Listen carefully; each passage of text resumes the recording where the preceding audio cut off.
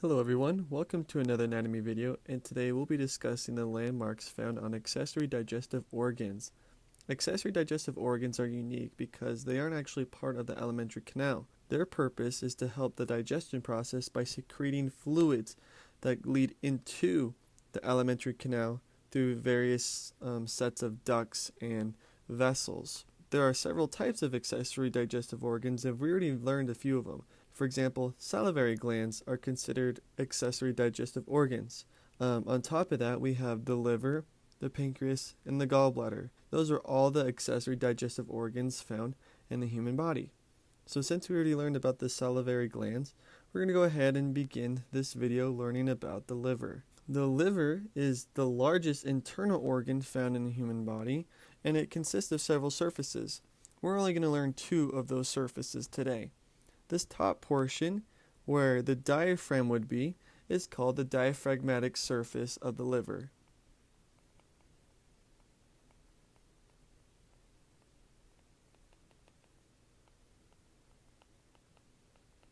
The inferior aspect of the liver, that's adjacent to other digestive organs, is called the visceral surface of the liver.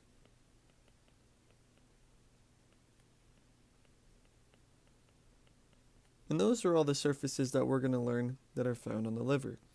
The liver, like the brain, consists of several lobes. The lobe found on the right side is called the right lobe of the liver.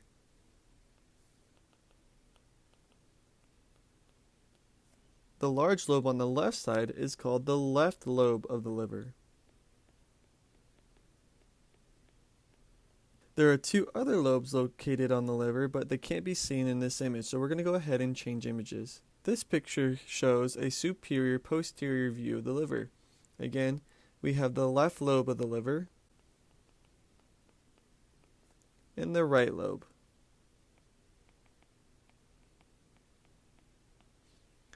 Now we can see this blue vessel, and right here is the inferior vena cava.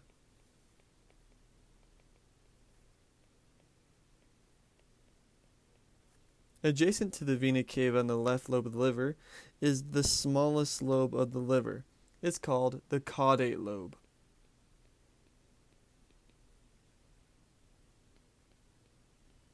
So those are three of the four lobes of the liver. The last one is shown in this image. Here we can see a dissected view of the visceral surface of the liver. Now, if you look closely, we can see the gallbladder, which is this green organ right here.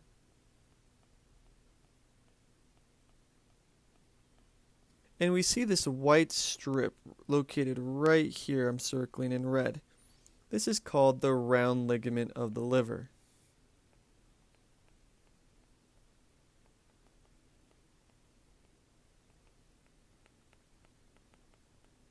Between the gallbladder and the round ligament of the liver, we have our final lobe, which is located right here in blue.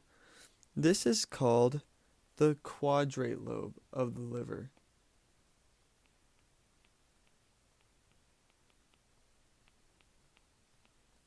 A good way to remember that the quadrate lobe is located by the gallbladder is to think of GQ magazine. G is the gallbladder, Q is quadrate lobe, and that's how I keep this lobe straight.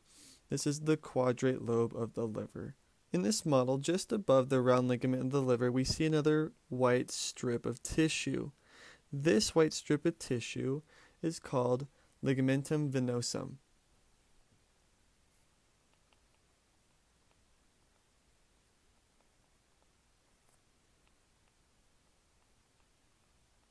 And just to review a little bit of the circulatory system, the round ligament of the liver used to be an umbilical vein that would bring oxygenated blood to the fetal heart. But after a week or so after birth, the umbilical vein turned into the round ligament of the liver.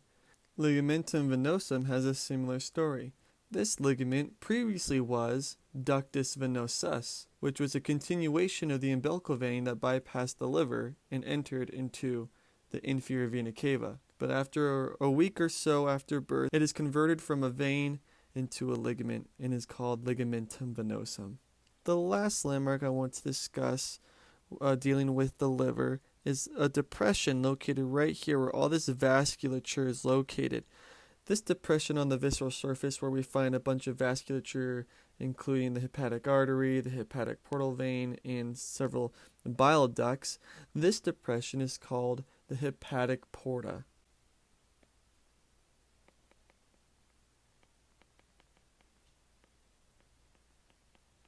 And those are all the different landmarks that we need to know for the liver. So let's go ahead and continue on with the gallbladder. The gallbladder is unique in that it is a storage organ for the liver. The liver produces bile, and when it creates an excess of bile, it is stored within the gallbladder. The gallbladder is made up of 3 different parts. This bulbous portion of the gallbladder is called the fundus of the gallbladder. The middle portion of the gallbladder, just superior to the fundus, is the body of the gallbladder. And the portion that's constricted and narrows is called the neck of the gallbladder. The neck of the gallbladder then funnels into a duct, and this is called the cystic duct.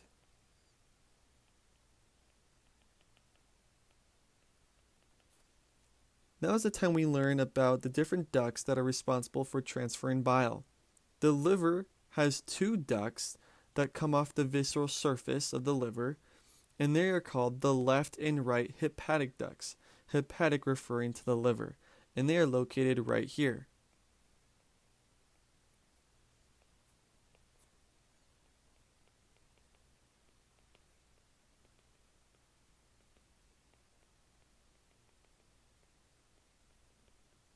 When those 2 hepatic ducts come together, as they do right here, this duct is called the common hepatic duct because the left and right hepatic ducts come together.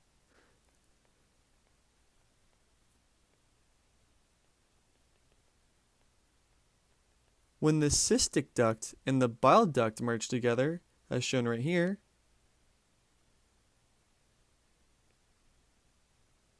this is called the bile duct.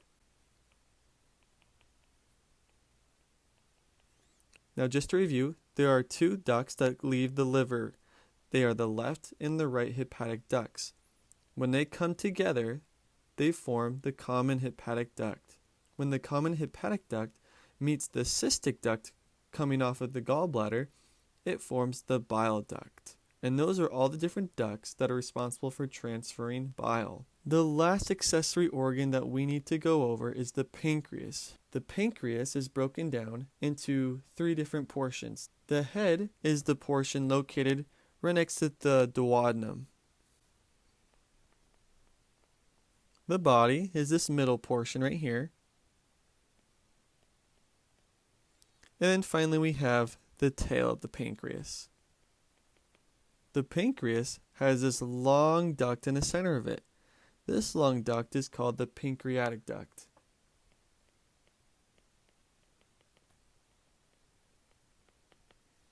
And it travels down from the tail and goes all the way down and inferior where there's a division. The portion that divides from the pancreatic duct going more superior is called the accessory pancreatic duct.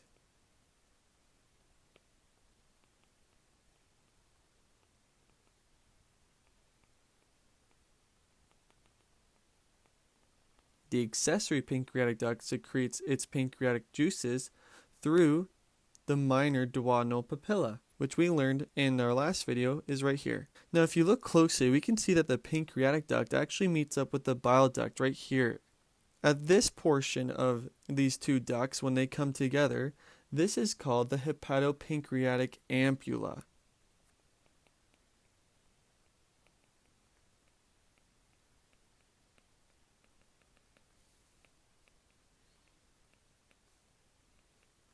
Again, this is where the bile duct and the pancreatic duct come together, and they secrete both bile and pancreatic juice through the major duodenal papilla, located right here.